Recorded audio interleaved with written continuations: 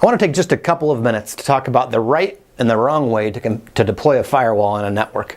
We have seen this way about 1,000 times in the last 11 years at Infogressive, and we call this the flat network.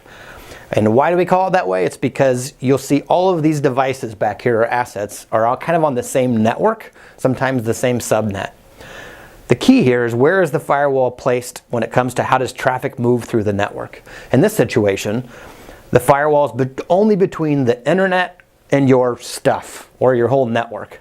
So when traffic goes from the workstation or a laptop to any of these servers, the finance server, databases, web servers, what have you, even the Wi-Fi potentially, nothing is in between there to block traffic or to inspect it for security threats.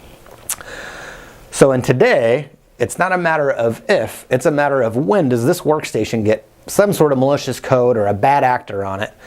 And when he gets there in this network, he or she gets there, they have free reign because there's nothing to stop them from connecting to any of this stuff. No firewall inside of your network.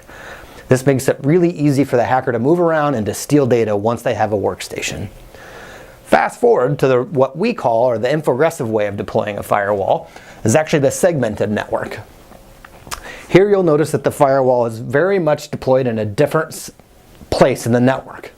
And you can see that it's in the middle of everything. So no packet ever goes from one VLAN or one subnet to the other without going through the firewall. Why does that matter?